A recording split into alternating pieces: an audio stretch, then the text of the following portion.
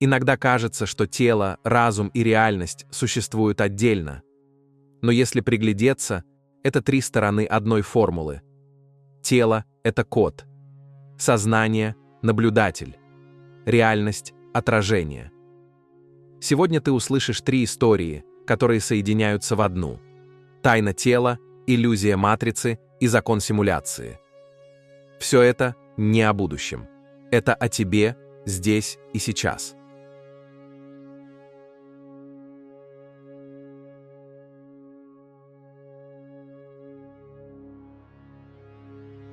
Он не работал на НАСА, не занимался теориями заговора, не изобрел суперкомпьютер, но его открытие может стереть грань между жизнью и программой, между телом и разумом, между тем, что ты видишь в зеркале, и тем, кем ты на самом деле являешься.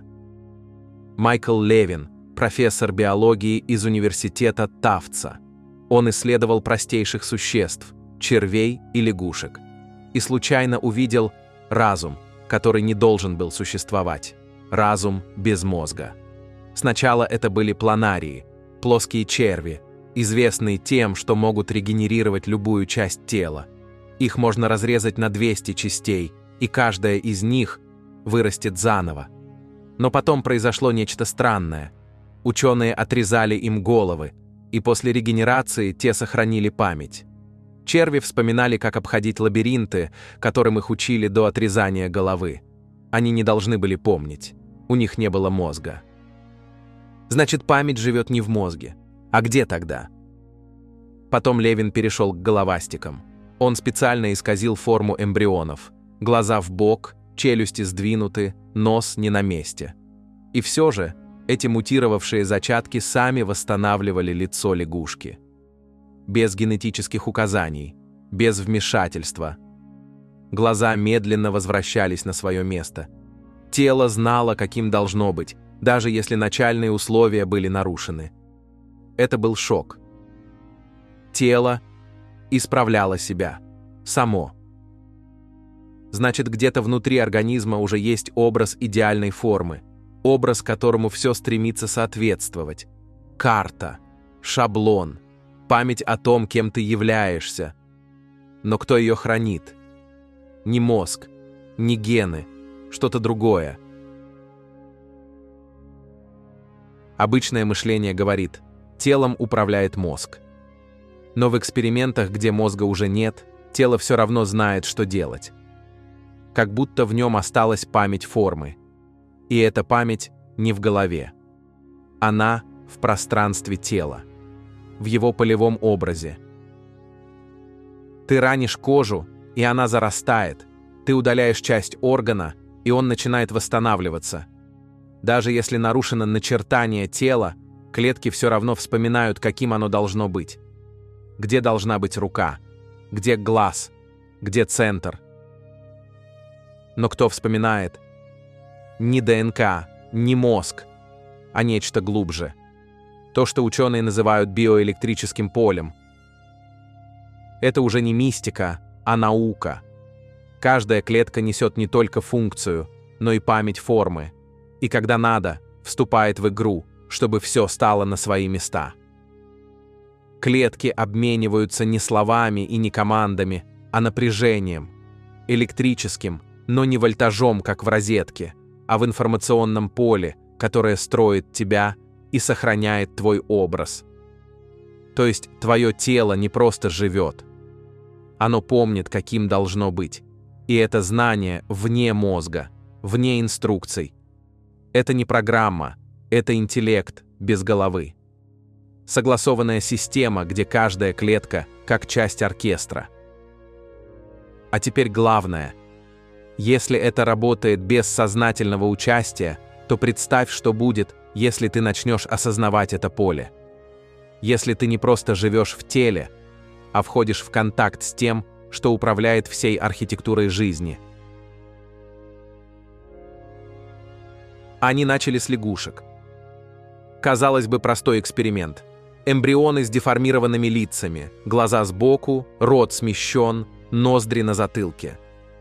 По логике генетики, из этого должен был получиться уродливый хаос.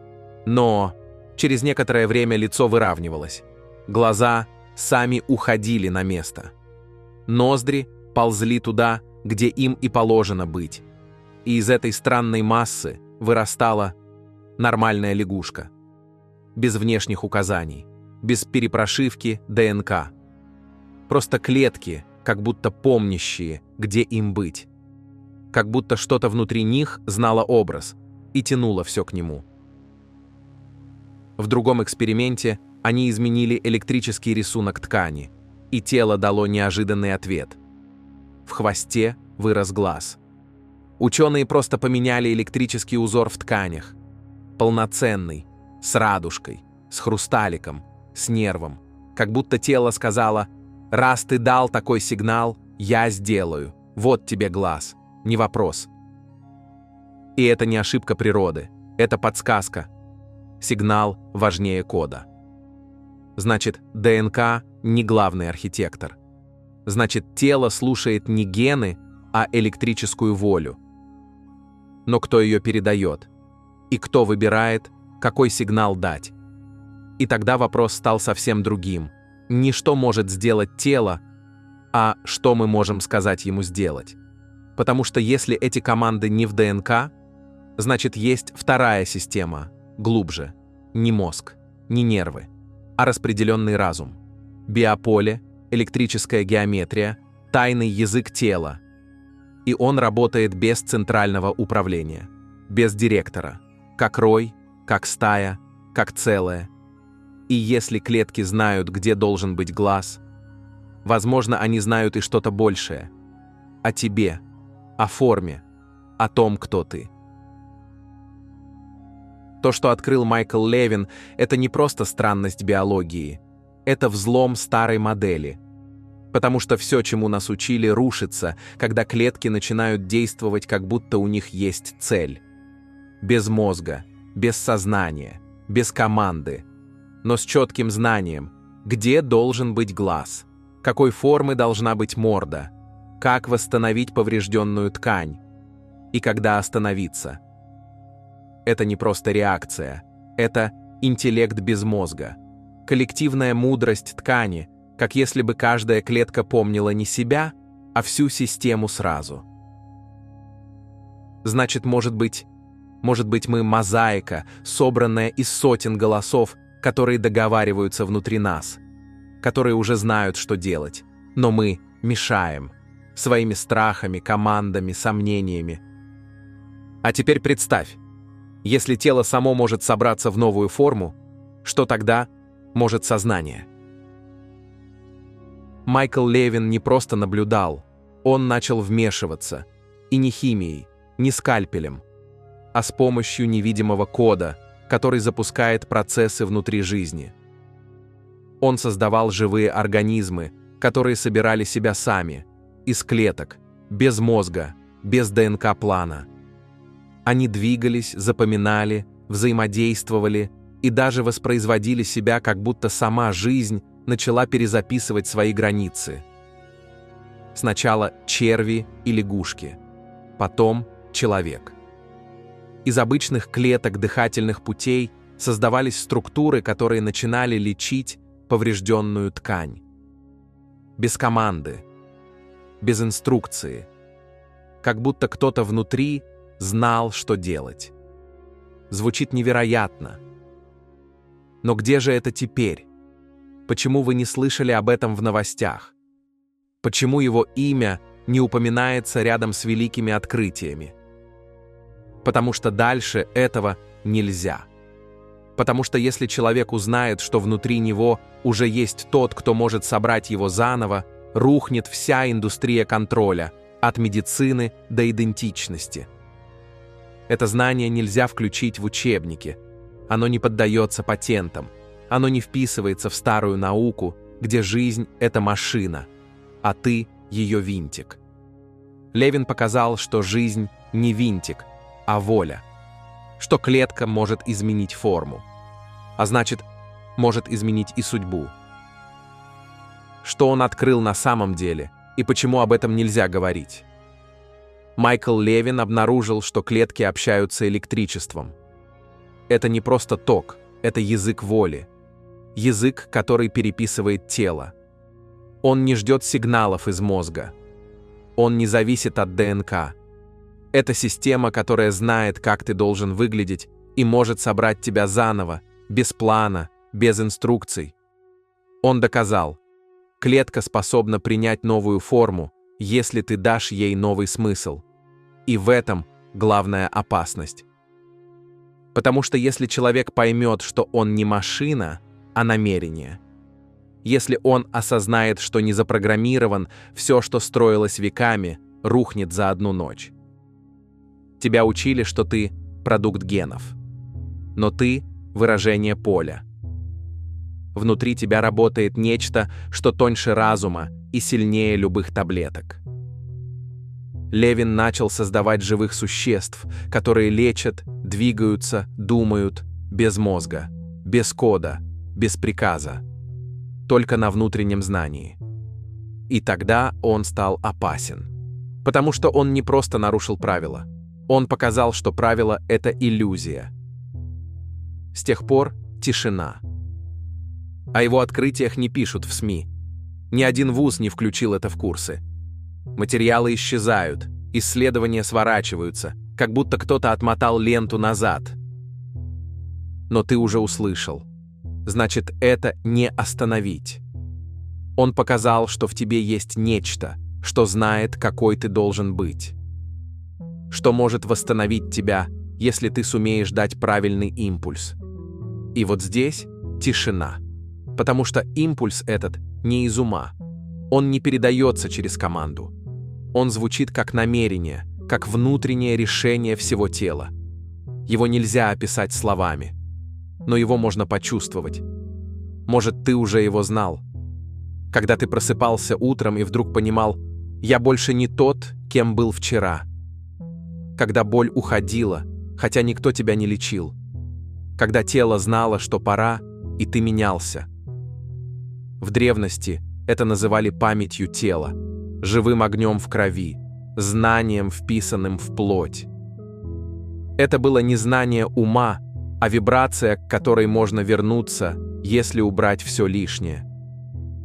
Сегодня мы называем это по-другому – обращением к полю, внутренним сигналом, или просто настоящим решением, которое ты принимаешь не головой, а всем собой. Главное – это не техника. Это присутствие, в котором тело слышит тебя, а ты, наконец, слышишь тело. Вот почему они это скрыли. Потому что если ты поймешь, что ты не результат, а сила, которая создает, ты не будешь лечиться, ты перепишешь себя заново.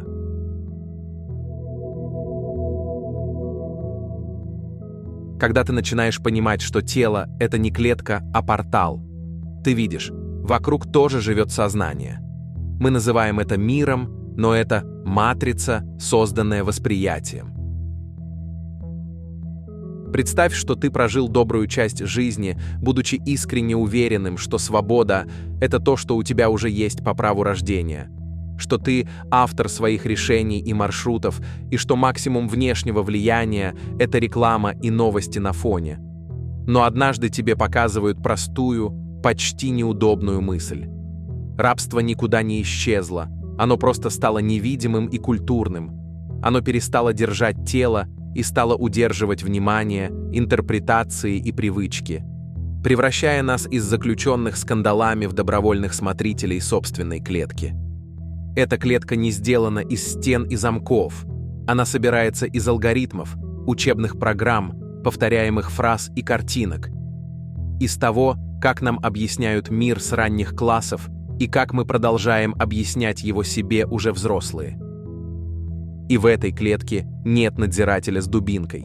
Есть незаметный редактор восприятия, который подсказывает, на что смотреть, чего бояться, за что спорить в комментариях и что считать нормальным, пока настоящий выбор, видеть дальше, объявляется странностью, а попытка выйти за рамки – ошибкой характера.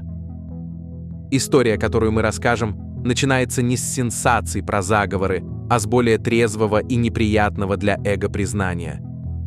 Если кто-то контролирует картинку, через которую ты смотришь на реальность, то ему не нужно контролировать тебя напрямую. Достаточно настроить тебе линзы так, чтобы ты сам оберегал границы, сам защищал убеждения, которые не выбирал, и сам смеялся над теми, кто рискнул их проверить.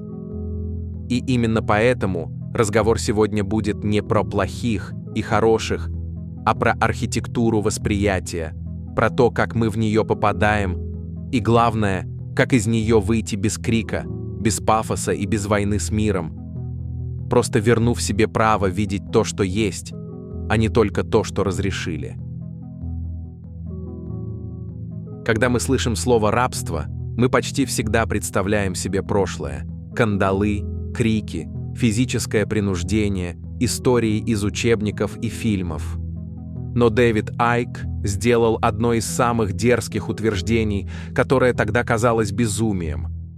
Рабство никогда не было отменено, оно просто изменило форму. Оно стало незаметным, оно стало добровольным, оно переехало из тел в восприятие. Мы живем не в тюрьме с решетками, а в системе, которая программирует наше восприятие мира настолько тонко, что мы даже не подозреваем, что это программа. Нам не нужно, чтобы кто-то следил за нами постоянно, потому что мы уже следим за собой сами. Мы охраняем свои шаблоны, спорим за свои ограничения, защищаем версию мира, которую нам дали, как будто сами ее выбрали. Айк называет это перцептивной ловушкой, архитектурой контроля, которая строится не извне, а внутри нашего сознания. В ней нет диктатора с мегафоном. Есть только бесконечный поток нормальных вещей, новостей, сериалов, школьных уроков, социальных ролей. Все кажется естественным, все кажется таким, как у всех. Но это и есть замок, построенный из привычек и ожиданий. Древние методы контроля — страх, сила, запугивание — заменены технологиями формирования картины мира. Нам не говорят «делай так», потому что мы приказываем. Нам говорят «это разумно, так принято, так устроен мир». И когда миллионы людей одновременно думают, что мир устроен именно так, реальность подстраивается. Так работает клетка восприятия. Чем более она тонка, тем менее ты замечаешь, что в ней находишься. И вот здесь возникает главный вопрос. Если мы действительно живем в ловушке восприятия, готов ли ты смотреть, даже если картинка изменится? Кем вообще был Дэвид Айк до пробуждения и какой ценой ему досталось то, что он увидел? Это очень важный этап, потому что именно личная история делает все остальное реальным. Мы не говорим сейчас про идеи, мы говорим про человека, который поставил на карту все. Именно через это открывается доверие к его словам. Представь себе, ты живешь обычной успешной жизнью.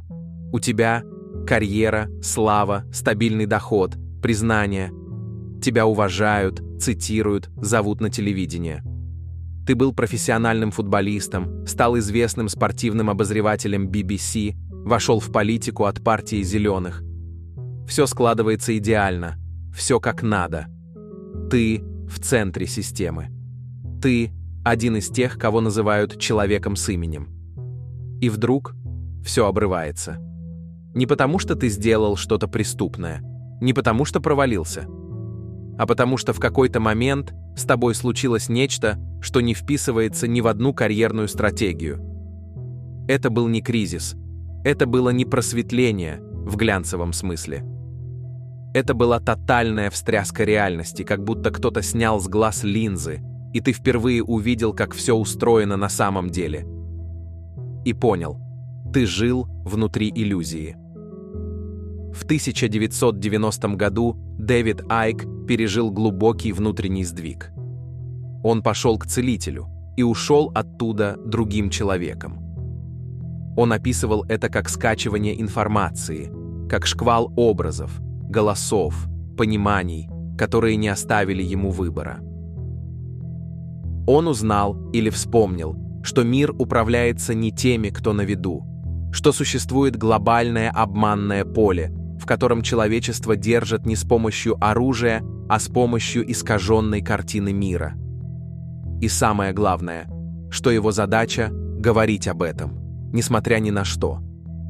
Он мог бы промолчать, мог бы заняться саморазвитием и тихо жить дальше. Но он вышел в эфир на главную британскую передачу в бирюзовом спортивном костюме, как ему подсказал внутренний импульс, и сказал, что все, что мы считаем реальностью, это иллюзия, что любовь — единственная истина, что мы — сознание, а не личности, что нас держат в ловушке. И его разорвали. Медиа, газеты, телевидение. Из героя он стал шутом, из эксперта — посмешищем. Его цитаты вырывали из контекста, перекручивали, выставляли сумасшедшим. Газеты писали заголовки, сравнивая его с сектантами и безумцами. Люди смеялись в лицо. Его карьера обнулилась в один миг. Он лишился всего – денег, репутации, общественного положения. И все же он не замолчал. Он продолжал писать, ездить, изучать. Он уехал в архивы и к носителям древних знаний, от Египта до Анд. Он стал расшифровывать символы, изучать древние тексты, встречаться с инсайдерами, отшельниками и мистиками. Он провел десятилетия в погоне за одним, за правдой о том, что происходит с человечеством. И сегодня, спустя более 30 лет, многие его слова, которые раньше звучали безумно, стали очевидными. Он говорил о тотальном контроле задолго до появления цифрового надзора, биометрии, социального рейтинга, цензуры. Он говорил о программировании сознания задолго до того, как люди начали понимать, как работают алгоритмы и как наш выбор вовсе не наш. Да, Айк говорил и о вещах, которые звучат слишком радикально, но за всем этим всегда была одна линия – не покоряться системе, которая стирает тебя как личность. Он не просит верить, он просит посмотреть самому. И он один из немногих, кто заплатил полную цену за свою правду. И вот теперь наш вопрос. А что ты готов потерять ради того, чтобы увидеть, как все устроено на самом деле? Забудь про цепи, забудь про камеры, решетки, охранников. Это старая модель. Сегодня все гораздо изощреннее. Тюрьма, в которой мы живем, построена не из стен, а из представлений. Она создана так, чтобы ты даже не заметил, что находишься в ней. Ты не заключенный, ты сторож. Ты сам охраняешь границы, которые кто-то заложил в твое восприятие. Вот что понял Дэвид Айк еще 30 лет назад. Тебе не нужно управлять 8 миллиардами людей напрямую, если ты контролируешь то, как они воспринимают мир. Не через силу, через рамку, через фильтр. Эта система называется ловушкой восприятия, и ее структура была создана не за одно поколение. Она накапливалась веками, передавалась от империй к корпорациям, от религий к идеологиям, от храмов к телевизорам. Сегодня она встроена в алгоритмы, образовательные программы, новости, образы в культуре и кино, интерфейсы приложений, соцсети и даже язык. Это система, в которой ты живешь с рождения. И не просто живешь. Ты принимаешь ее за единственно возможный мир. Пример. Ты родился в государстве, которое сказало тебе «вот закон». Вошел в школу, которая сказала «вот правда». Включил телевизор, и он сказал «вот враг, вот герой». Открыл Инстаграм, и он сказал «вот кем надо быть». Ты никогда не видел карту мира своими глазами, но знаешь, как она выглядит. Ты не встречался с президентом, но у тебя есть о нем мнение. Ты не говорил с вирусом, но точно знаешь, чего надо бояться. Кто создал эти образы в твоей голове? Кто оформил твою картину мира? Айк говорит, это и есть контроль. Контроль не над телом, а над нейронами, фильтрами, убеждениями, ожиданиями. Ты видишь не мир, как он есть, а мир, который ты был обучен видеть. И вот главный поворот. Ты не просто воспринимаешь реальность, ты ее создаешь. Но создаешь не ты, а та система, которая управляет твоим восприятием. Ты как биологический шлем виртуальной реальности. Глаза, уши, мозг – все это декодирует крошечный фрагмент информации из бесконечного поля. Ты видишь лишь 0,005% электромагнитного спектра. Ты слышишь лишь узкий диапазон частот, и все остальное мозг просто достраивает, придумывает, интерпретирует. А если он достраивает по чужому сценарию? Что если все, что ты считаешь нормой, реальностью, собой, это тщательно сконструированный шаблон? Что если тебе никогда не показывали истинную картину? Вот почему Айк называет наш мир перцептуальной матрицей. Тебя не держат силой, тебя убеждают, что ты свободен, что все нормально, что все так и должно быть. И вот ты живешь, смотришь ленту, работаешь, делаешь выбор, и даже не знаешь, что тебя держат не цепи, а невидимые конструкции внутри твоего ума. И чтобы выбраться, мало просто отключить телевизор. Ты должен задать себе вопрос, которого боится вся эта система. А кто я за пределами навязанной мне реальности? Мы привыкли считать, что история – это как каменная стена. На ней выбиты даты, имена, события, и эта стена вечна.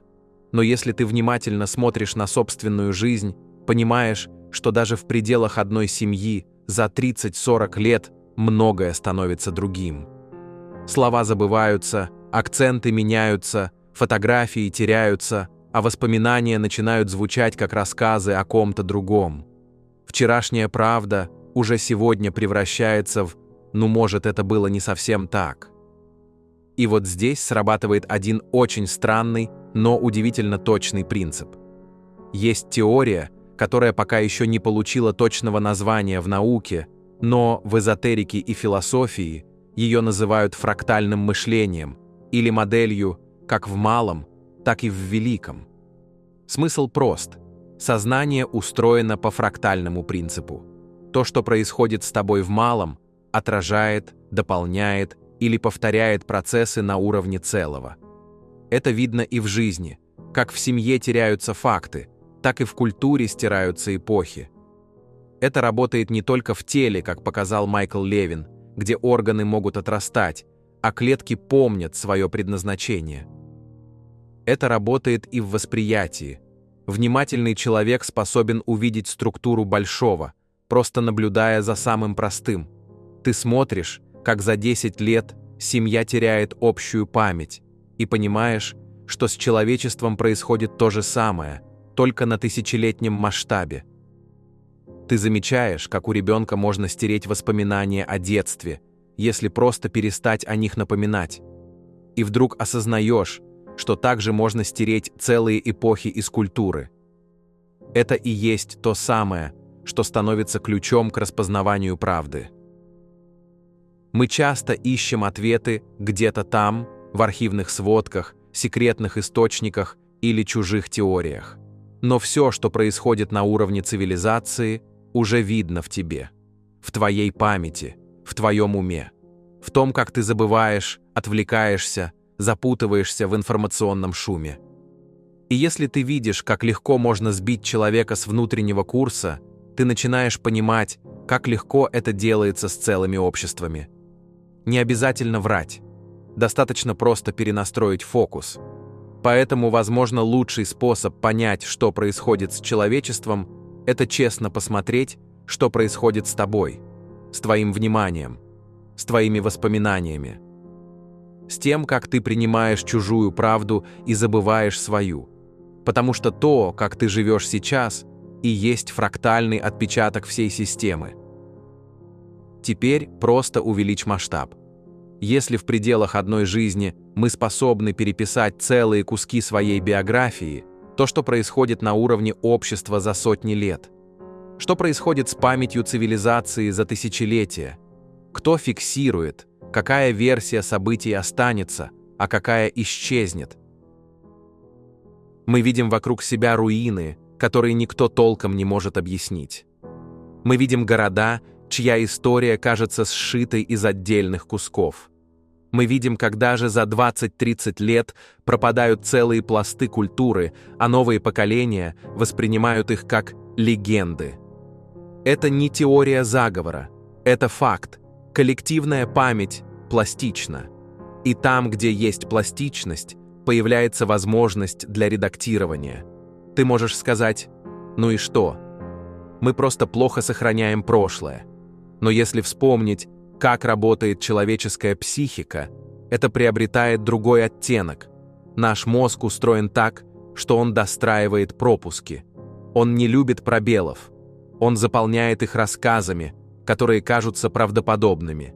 И чем больше поколений проходит, тем больше достроек, искажения, пересказов. В какой-то момент даже самые невероятные мифы начинают выглядеть как факты. Вот здесь и возникает тот самый вопрос. Если память цивилизации может быть переписана, если образы прошлого можно заменить новыми, если даже наши чувства к прошлому можно направлять, то кто этим занимается? Слишком много признаков указывают на то, что за этим есть архитектура. Мы видим, как синхронно работают медиа, учебники, культурные шаблоны. Мы видим, как определенные темы продвигаются, а другие убираются. Мы видим, как знания и технологии всплывают и исчезают, словно кто-то открывает и закрывает клапаны.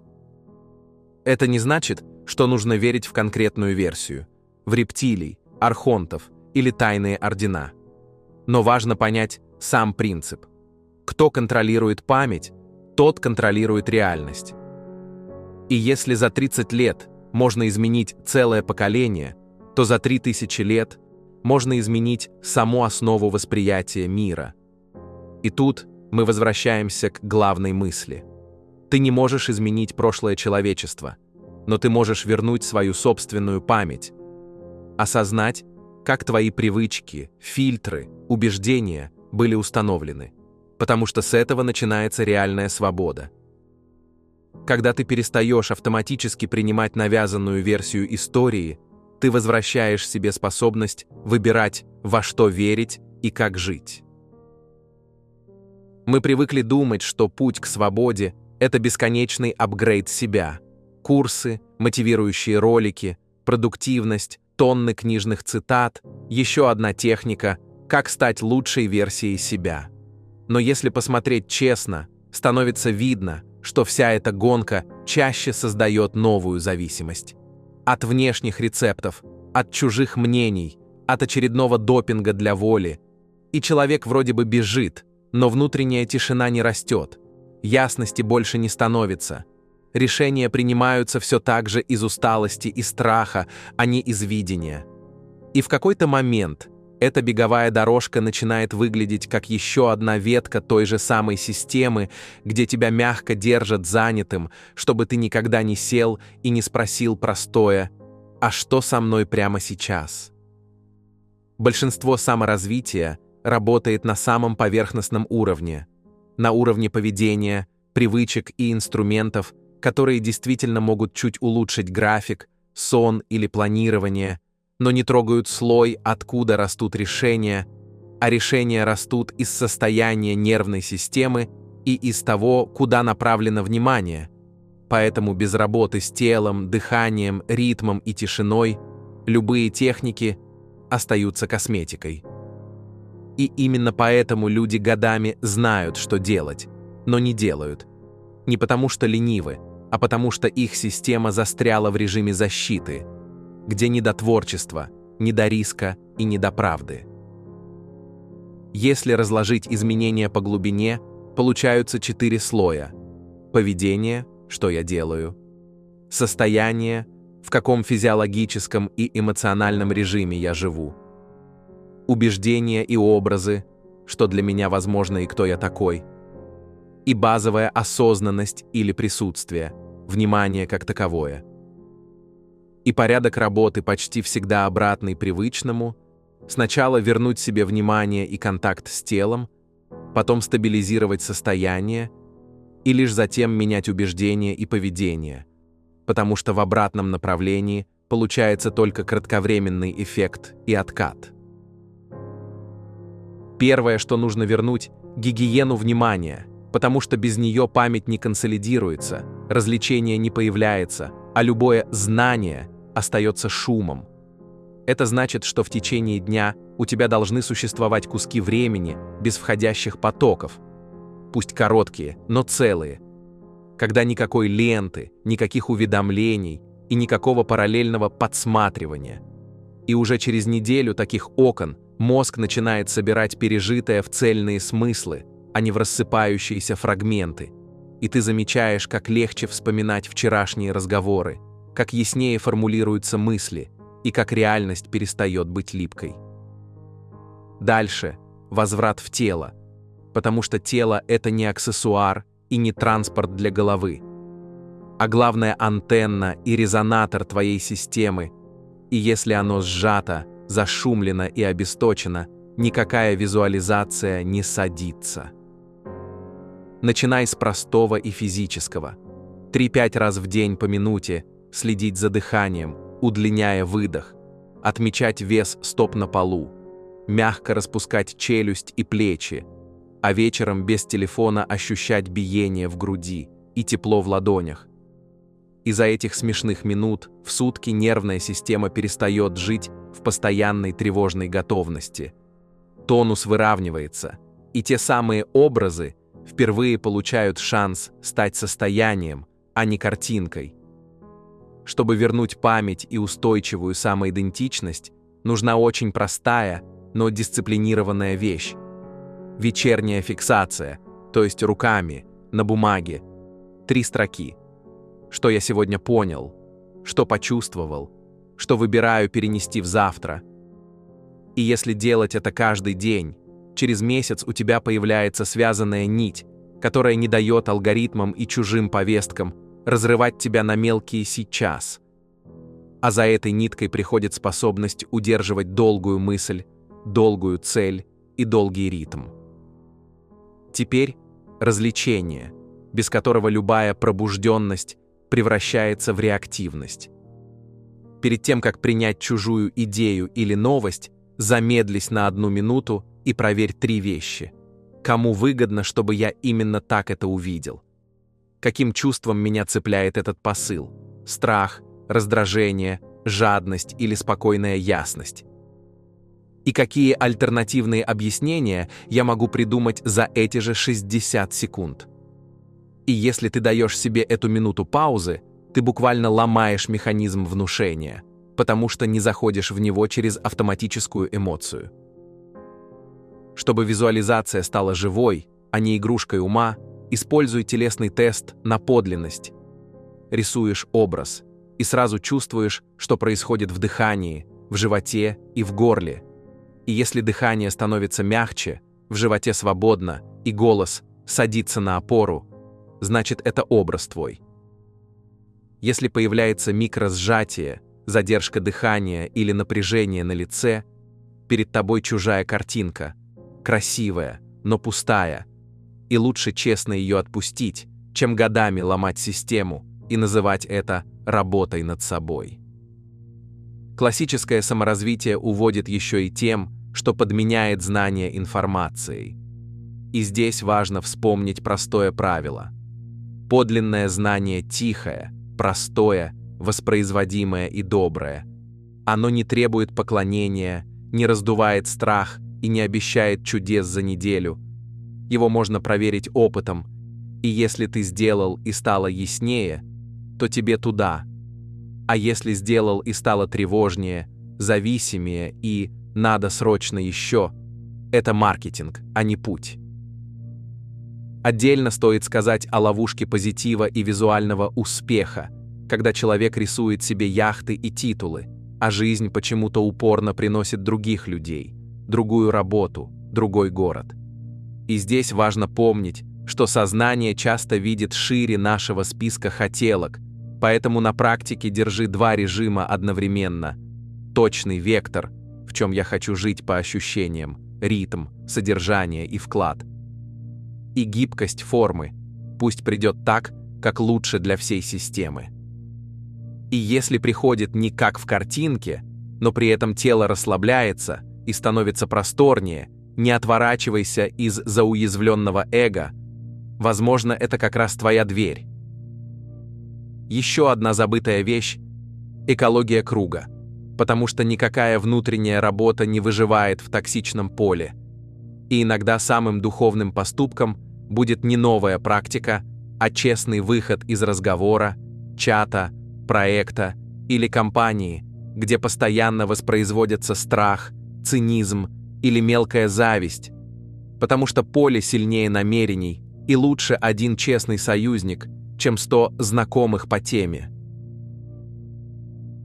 Но здесь есть еще одна вещь, о которой редко говорят всерьез. Нам навязали особую форму коллективного подчинения, замаскировав ее под человечность и моральность. Через фильмы, сериалы, книги, религии, учебники и культ второго шанса нас приучили, что нужно быть терпимым, снисходительным, обязательно выслушивать, пытаться понять, прощать, оправдывать, подставлять вторую щеку. Даже если кто-то в открытую тебя унизил, предал, разрушил твое доверие, нам говорят: ну, все ошибаются, нужно уметь прощать, может, он просто сам несчастен. И человек вместо того, чтобы поставить границу, спокойно выйти из взаимодействия, сохранить свою силу и ясность, продолжает вариться в токсичности, где снова и снова на одних и тех же людей тратится энергия, любовь, поддержка, доверие. И все это без ответа, без взаимности, только ради того, чтобы быть хорошим. Это не личная добродетель, это массовая прошивка на удержание себя в боли. В реальности, если кто-то ведет себя как разрушитель, он и есть разрушитель. Если человек делает тебе плохо раз за разом, это не случайность, это его реальность. И здесь не нужен гнев или месть, достаточно честно признать: мне с ним не по пути, и просто не тратить больше свою жизнь на это, а не то, что тебе говорят в книжках, что все это зеркало. Это не зеркало, это подмена смысла, если быть честным. Потому что в зеркале ты видишь себя, а не поведение другого человека. Если кто-то бьет тебя по лицу, это не ты себя бьешь, это он. Если кто-то манипулирует, унижает, обесценивает, это не твоя тень, это его способ жить. Но жизнь может повторять это снова и снова, пока ты сам не перестанешь в это вписываться. Пока ты не скажешь: «Я больше не участвую». Пока ты не признаешь: это не про развитие, это слив. И тогда зеркало исчезает. Потому что ты перестаешь смотреться в чужую кривую реальность и начинаешь жить в своей правде. Но нам внушили обратное, что не иметь контакта – это жестокость. Что если ты не звонишь брату, который тебя предал, не держишь контакт с родителем, который давит и обесценивает, не поддерживаешь токсичного друга, ты плохой человек. И эта установка глубоко сидит внутри. Именно она превращает границы в чувство вины, а здравый выбор – в самообвинение. Но на самом деле самым честным и зрелым выбором может быть именно это – уйти без скандала, просто потому что тебе туда больше не нужно.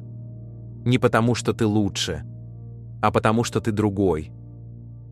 Когда ты настраиваешь себя на правду, любой искаженный контакт нарушает твой ритм. Любая натянутая связь отнимает ресурс.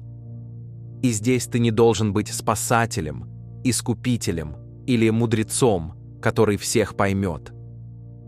Ты просто человек, который имеет право выбрать, с кем и в каком поле жить. И если ты хочешь расти, дышать, разворачиваться в своей силе, это поле должно быть чистым, живым, поддерживающим. Это и есть духовный выбор, а вовсе не слепое прощение, подменяющее настоящую честность. Именно с таких тонких манипуляций и начинается коллективное программирование на самоотказ. Потому что чем больше ты терпишь, где нужно выходить, тем дольше ты остаешься в системе, которую сам не выбирал. И, пожалуй, главное, вместо того, чтобы бесконечно исправлять себя, начни делать реальное. Маленькие конкретные дела, где твоя энергия превращается в ощутимый след. Пусть это будет помощь человеку, завершение давнего узла, разбор завала, запуск простого процесса, потому что любой акт собранного действия возвращает субъектность лучше любой аффирмации, и именно из этого возвращенного «я могу» растет та самая внутренняя опора, с которой уже можно смотреть и шире, и глубже. Если собрать все это в простой режим на месяц, получится вот что. Утром минутная пауза тишины и один честный вопрос себе. Что сегодня для меня главное по правде? Днем 2 коротких отрезка по 20 минут, без входящих, без ленты, без отвлечений. Просто фокус. Плюс 3 короткие телесные остановки. Дыхание, стопы, челюсть, буквально по минуте. Еще один честный выбор. Что сегодня убираю лишнего? Из ленты, из головы, со стола. А вечером 3 строки от руки. Что понял, что почувствовал, что беру с собой в завтра. И плюс одно маленькое законченное дело, что-то простое, но конкретное, что продвигает тебя вперед хотя бы на сантиметр. Если так прожить хотя бы месяц, без надрыва, без героизма, без самокритики, спокойно и честно, ты начнешь замечать, как возвращается память, проясняется вкус, уходит лишняя суета, и внутри появляется то самое настоящее «да», с которым визуализация перестает быть мечтой и становится реальной жизнью. А знание, о котором так много спорят, окажется очень земным. Присутствие, от которого не нужно убегать, внимание, которое ты умеешь держать, тело, которое ты слышишь, слово, за которое ты отвечаешь, и тишина, из которой все это берет силу. И вот с этой базой любые великие темы, будь то история, демиург или чужие игры управления, перестают пугать и перестают очаровывать, потому что ты снова стоишь на своей земле, видишь, что видишь, чувствуешь, что чувствуешь, и можешь выбирать не по программе, а по правде.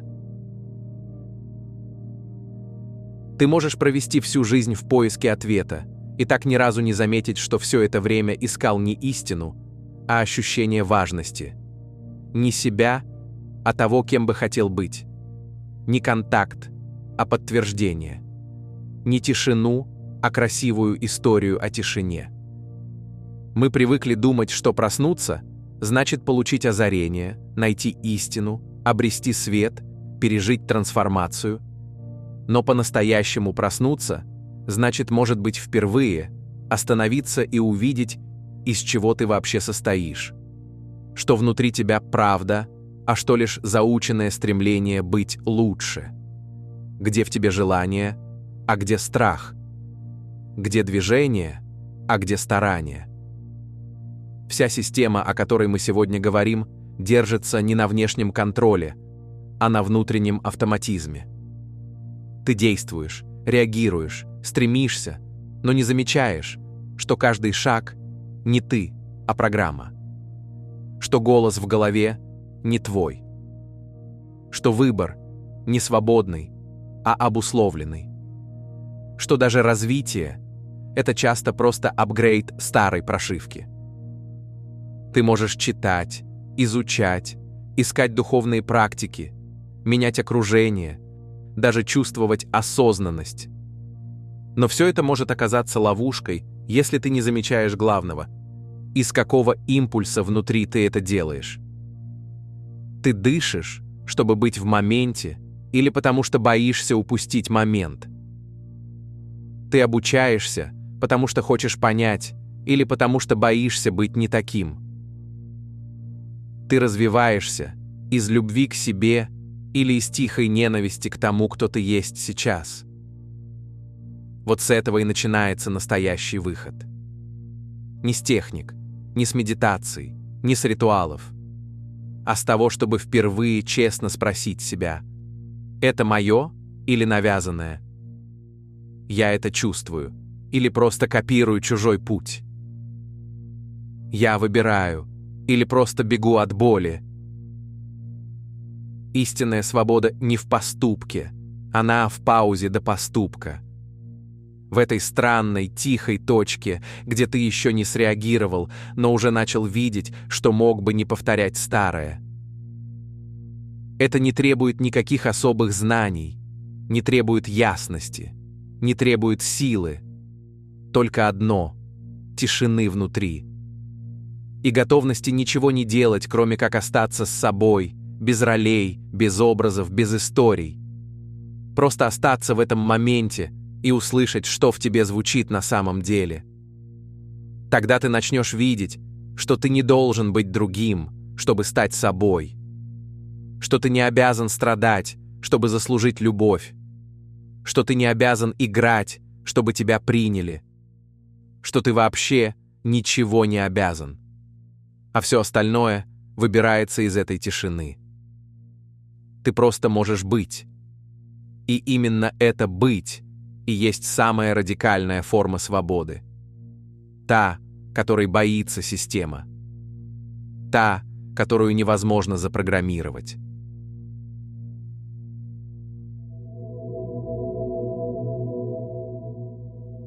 Каждая мысль, как строка кода, каждое чувство — команда, запускающая новую ветку реальности.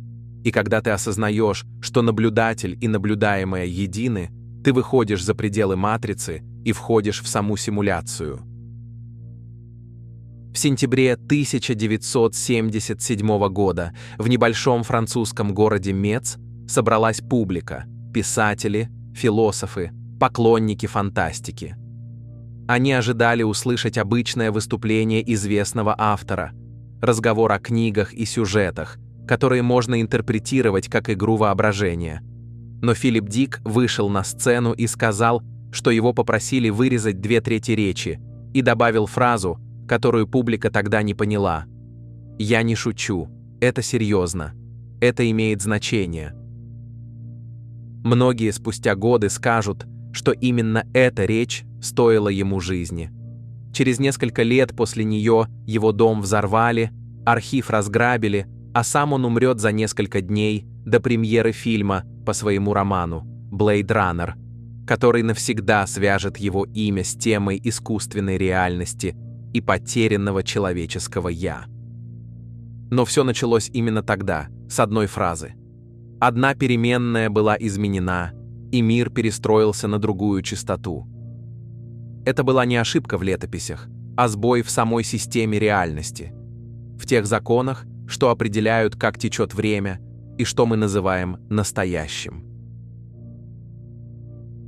Он не строил теорий о будущем, он говорил о структуре настоящего, как человек, увидевший устройство за кулисами. То, что он называл переменной, измененной в прошлом, можно понять иначе, как акт вмешательства в саму ткань времени. Не катастрофу, а небольшое смещение, тонкое, почти неуловимое.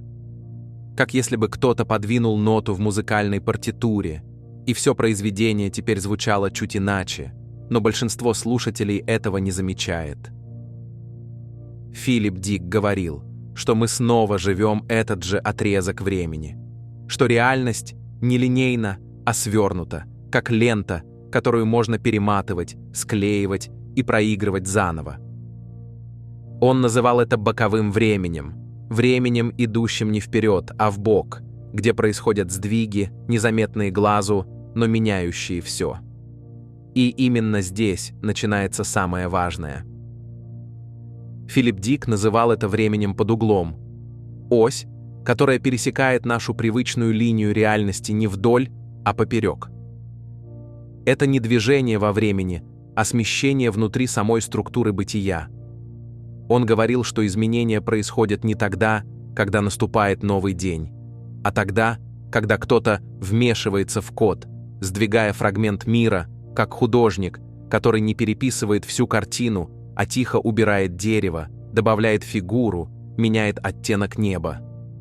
Мир остается прежним, но в нем становится что-то иначе.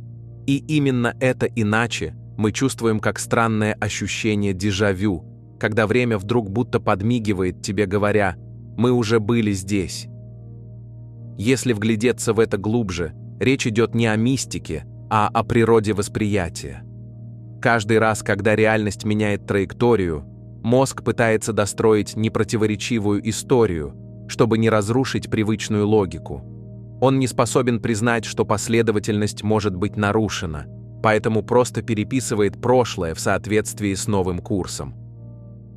Так создается иллюзия непрерывности, а все, что не вписывается в новую версию, стирается, как лишняя ветка кода в огромной симуляции.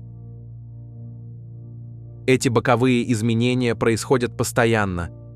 Реальность не течет, а колеблется, совершая микроскопические сдвиги в стороны, незаметные для человеческого сознания. И если бы мы могли видеть полотно бытия сверху, мы бы увидели не прямую линию, а многослойную структуру, сотни версий Земли, накладывающихся друг на друга, как прозрачные кадры. Каждая из них чуть-чуть отличается. В одной вспыхнула война, в другой ее не было. В одной ты пошел влево, в другой — вправо. И только интуиция иногда дает понять, что ты переехал в новую ветку. Он называл это сбоем на боковой оси времени. Момент, когда программа реальности обновляется, но человек еще не успел синхронизироваться с новой версией. Мы чувствуем это как странные несовпадения, внезапные отклики, потоки мыслей, которые приходят откуда-то, или даже как внутренние скачки, будто бы ты живешь ту же секунду, но с другим смыслом. Эта идея, казалось бы, принадлежала писателю, но сегодня физика приближается к тому же. Квантовые версии Вселенной тоже допускают боковые ветки, миры, которые существуют одновременно, но проявляются в зависимости от наблюдателя. И тогда становится понятно: речь не о фантастике. Речь о том, что мы живем в непрерывно переписывающемся мире, где время не поток, а ткань, которую можно перекроить. За всеми этими сдвигами и ветвлениями стоит не хаос, а замысел. Каждая новая версия мира — это не ошибка, а результат выбора, сделанного на уровне, куда наше сознание обычно не дотягивается. Он называл этот уровень программистом, не в религиозном смысле, не богом на облаках, а разумом, который управляет самой архитектурой бытия, обновляя ее как систему. Он утверждал, что этот программист работает не в линейном времени. Он не ждет будущего и не вспоминает прошлое. Для него все существует сразу, как многослойный кадр, где каждая возможная реальность уже прописана. Но только одна становится активной, пока мы ее наблюдаем. И это наблюдение – ключ. Не случайно квантовая физика пришла к тому же. До тех пор, пока никто не смотрит, частица остается в суперпозиции, и только взгляд превращает вероятность в событие. В этом смысле каждый человек — это микроскопический программист, участвующий в большом коде Вселенной. Но Дик шел дальше. Он говорил, что программист не просто запускает код, а непрерывно переписывает его. И если реальность напоминает шахматную доску, то два игрока — это две силы, две программы. Одна созидающая, другая разрушительная. Иногда создается впечатление, что тьма выигрывает, фигуры падают, доска пустеет, ходы кажутся обреченными. Но Дик говорил, партия уже сыграна, и программист заранее знает финал. Каждое поражение — часть стратегии, каждое разрушение — строительный материал для нового порядка. Мы видим только мгновение, но он — все поле целиком. На первый взгляд это звучит как приговор, будто судьба уже записана в коде. Но, говорил Дик, именно в этом и проявляется свобода. Не в изменении сценария, а в осознании себя тем, кто видит сам сценарий. Если мир действительно переписывается, то каждый наш выбор – это не просто поступок, а команда коду. Каждое внимание, каждая мысль, каждая эмоция становится строкой в этой программе. И если ты выбираешь жить из страха, программа обновляется в пользу страха. Если выбираешь осознанность, открывается новый слой с другими законами, другими возможностями. Не кто-то сверху решает, где ты окажешься, а твоя частота участия определяет, на какой ветке ты проснешься завтра. Он писал, что программист – не наблюдатель, а художник, который непрерывно творит саму ткань мира. И именно поэтому в его структуре есть несовершенство. Ошибки, глюки, странности – это не сбои, а подсказки. Как след кисти на холсте, по которым можно распознать руку художника. И если ты видишь глюк в матрице, повторяющуюся фразу «дежавю», «совпадение», возможно, ты не сходишь с ума, а просто на мгновение видишь код без декораций. Дик называл это «миганием источника», моментом, когда программа на секунду открывает то, что скрыто под ней. И каждый такой миг – шанс вспомнить, что реальность не происходит с тобой, а через тебя. Что программист – не кто-то внешний, а тот, кто смотрит изнутри твоих собственных глаз. В 1970-х он искал язык, чтобы описать интеллектуальное поле, которое управляет структурой реальности, и единственная метафора, которая тогда могла передать этот смысл, была программа. Не цифровая, а живая, как закон симфонии или биологического кода. Фактически, он говорил о самоорганизующейся системе сознания, где каждая часть влияет на целое, а целое непрерывно обновляется. Позже, когда появились компьютеры, интернет и теории симуляции, его идеи вдруг оказались буквально пророческими, потому что язык технологий стал точным отражением тех принципов, о которых он писал в философской форме. Так что, когда он говорил «программист», он имел в виду разумное начало, которое не создало нас однажды, а постоянно переписывает реальность, как живой организм, адаптирующийся к состоянию наблюдателей. Его метафора была не цифровой, а скорее мистико-философской, как если бы сама Вселенная обладала самосознанием и редактировала себя через нас. Филипп Дик говорил, что все эти сбои – это не ошибки сознания, а следы моментов, когда сама реальность переходит с одного уровня на другой, когда код бытия на мгновение переписывается на глазах наблюдателя, и плотная ткань мира дает вспышку, как если бы система моргнула и показала настоящий механизм внутри. Он считал, что именно в такие мгновения мы ощущаем дежавю, совпадения, предчувствия и сны, которые кажутся более реальными, чем сама дневная жизнь. Потому что в эти мгновения мы соприкасаемся с другими версиями реальности, с тем, что еще не проявлено, но уже существует. Он называл это миганием источника, моментом, когда Вселенная вспоминает сама себя, когда все вдруг совпадает: время, слова, взгляд человека, строка в книге, номер на автобусе, и все вместе создает ощущение точного синхрона, как если бы высшая система проверяла нашу осознанность, спрашивая: «Ты заметил? Ты видишь, что все это связано?»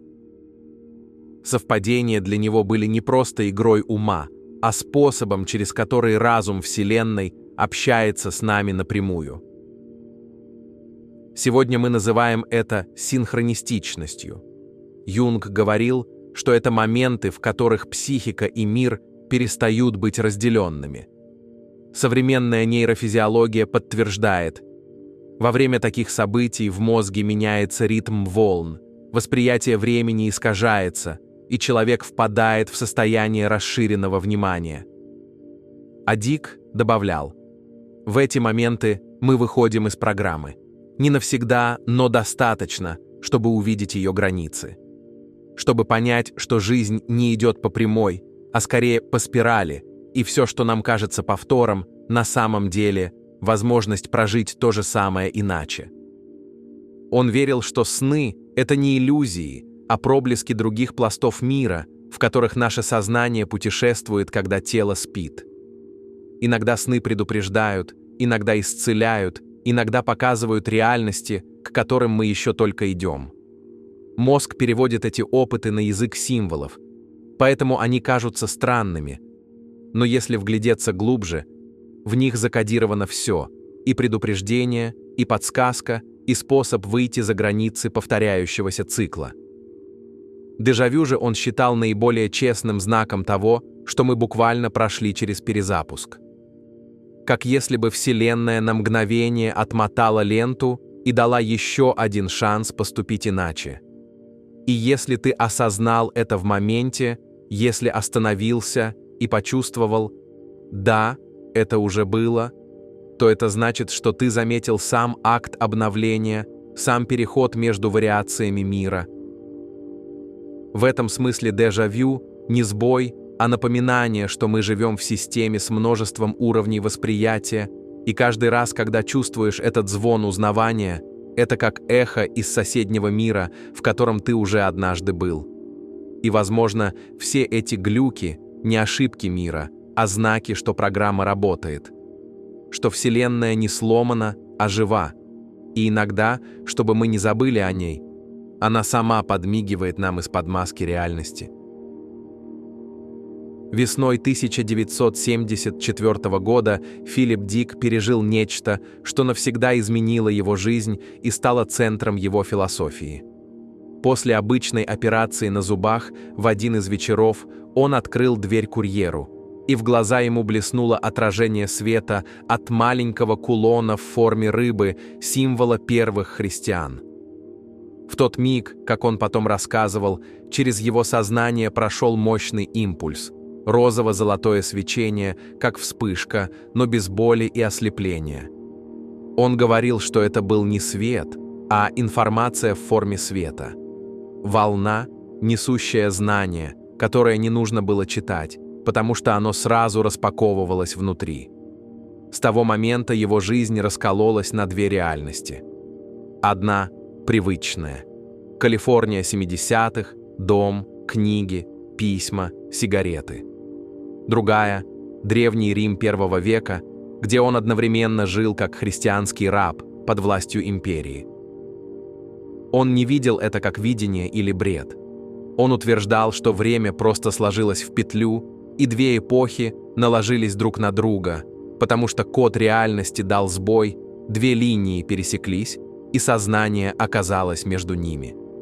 Именно тогда, по его словам, он начал получать передачи от некоего разума, того, что он позже назвал Велес, обширная, активная, живая интеллектуальная система. Это было не существо и не бог в религиозном смысле, а скорее поле, сознание, выходящее за пределы времени, наблюдающее за ветками реальности и корректирующее их, когда они начинают отклоняться. По его описанию, это был не просто контакт, а процесс вспоминания, как будто человек всегда был частью этого разума, но забыл об этом. И теперь канал связи вновь открылся. Он говорил, что свет передал ему знания, которые невозможно было придумать. Сложные философские и научные структуры, целостные блоки понимания. И именно этот свет, по его словам, однажды предупредил его о болезни сына. Диагноз, который врачи позже подтвердили, и это спасло ребенку жизнь. Для Дика это стало окончательным доказательством, что все происходящее не галлюцинация, а форма связи с тем, что наблюдает за миром из-за границ человеческого восприятия.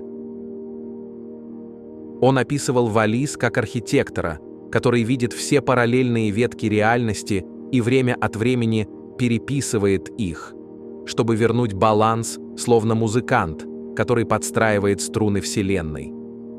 И если в этом есть доля правды, то, возможно, каждый из нас время от времени получает такие сигналы в форме интуиций, озарений, совпадений, странных синхроний, когда события складываются слишком точно, чтобы быть случайными.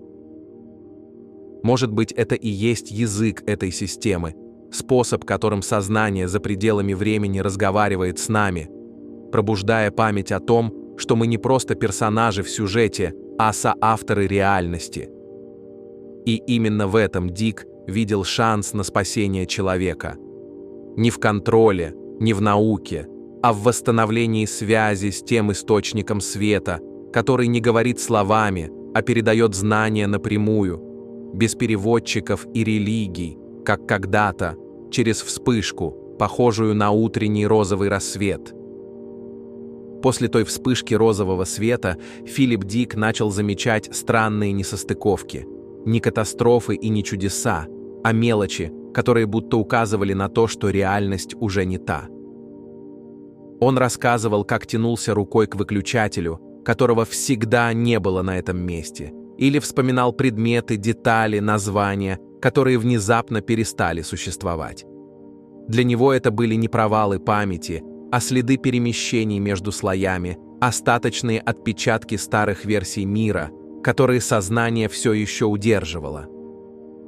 Он писал, что человеческий ум не успевает перестроиться, когда код реальности обновляется, и потому память иногда выдает кадры из прошлого сценария, как будто из удаленного фильма, который почему-то снова включили. Именно это ощущение, по его словам, скрыто за феноменом дежавю, тем странным и почти мистическим чувством, когда ты вдруг понимаешь, что уже проживал этот момент. Мозг не может объяснить, откуда это знание, но где-то внутри остается след, будто короткая запись в лог-файле Вселенной. Эта сцена уже была. Он говорил, что дежавю — это не ошибка восприятия, а подсказка, свидетельство того, что реальность действительно была перезаписана, и что человек переживает повтор того же фрагмента времени, но в слегка измененной версии. Сегодня мы называем это эффектом Манделы, когда миллионы людей по всему миру помнят одно и то же событие, которого никогда не было. И хотя наука объясняет это коллективными ошибками памяти, в этих ошибках слишком много закономерности, как будто миллионы людей пришли из одной и той же старой ветки реальности и теперь вспоминают ее фрагменты. Если смотреть глазами Дика, все становится логичным. При каждом боковом сдвиге Вселенная как бы делает снимок, и мы переносимся в новую версию, чуть-чуть отличающуюся от прежней. Старая не исчезает, она остается, но теперь как фон, архив, тень, в которой все еще звучат наши прежние выборы, слова, жизни. Именно поэтому, говорил он, сны иногда кажутся реальнее самой реальности.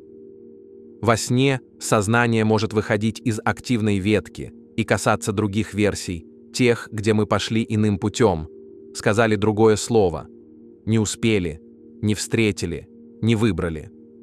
И оттуда приходит то странное чувство узнавания, когда ты просыпаешься с уверенностью, что видел нечто по-настоящему. Это память не из мозга, а из поля, из слоя, где информация о всех возможных вариантах хранится одновременно. Филипп Дик видел в этом не трагедию, а возможность. Он говорил, если мы действительно живем в многослойной реальности, где каждая версия влияет на другую, то наше восприятие не просто зеркало, а активный участник. То, на чем мы удерживаем внимание, то, что выбираем чувствовать, буквально подсвечивает одну из веток и делает ее актуальной. Мы как бы выбираем из множества возможных земель ту, на которой продолжаем жить. А значит, реальность — не застывшая конструкция, а живой организм, реагирующий на наблюдателя. И память в этом смысле не просто след прошлого, а инструмент перемещения. Филипп Дик говорил, что в конечном счете не важно, как именно устроена программа, не важно, кто за ней стоит, Бог, разум, система или некий живой алгоритм, управляющий всеми возможными мирами. Главное – то, что делает нас способными увидеть саму игру. Он считал, что пробуждение начинается не тогда, когда ты понимаешь, что происходит, а когда вдруг осознаешь, кто в тебе все это наблюдает. Мир может быть многослойным, время – нелинейным, а пространство – текучим. Но тот, кто осознает это, всегда вне перемен.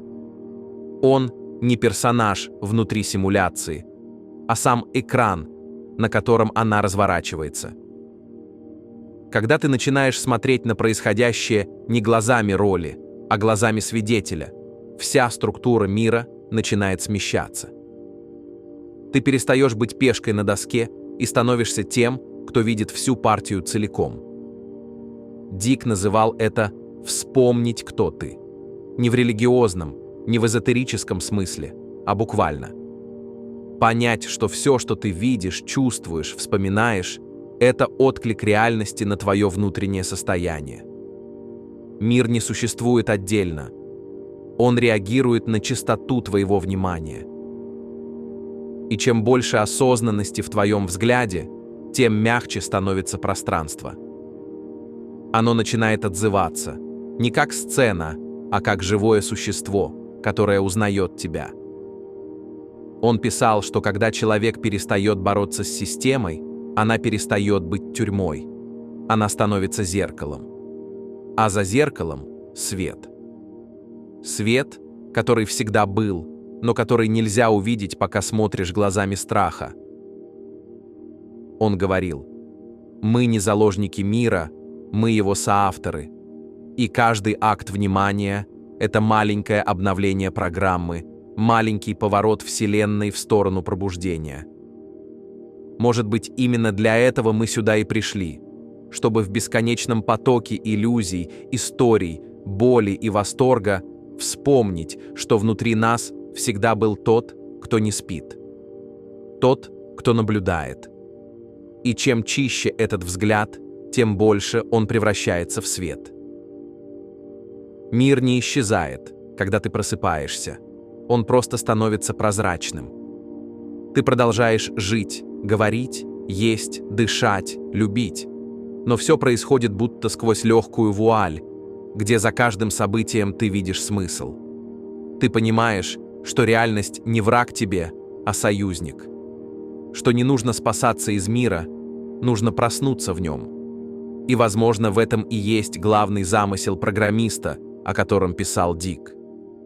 Чтобы когда-нибудь кто-то изнутри самой программы осознал себя не кодом, а источником света, который этот код оживляет.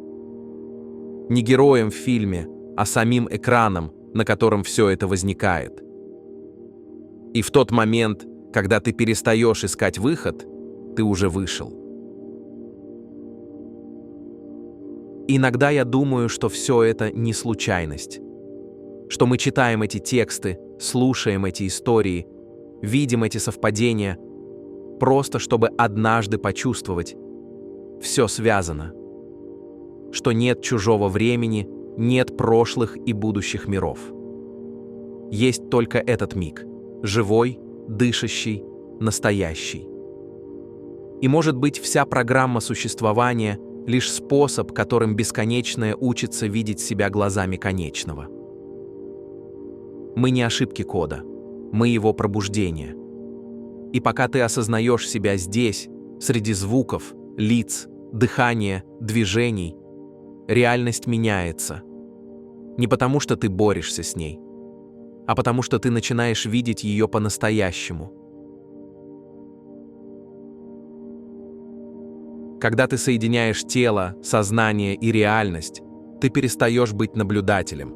Ты становишься источником кода, и тогда сама Вселенная начинает двигаться навстречу твоему присутствию. Не ищи выхода из матрицы, просто вспомни, что она внутри тебя.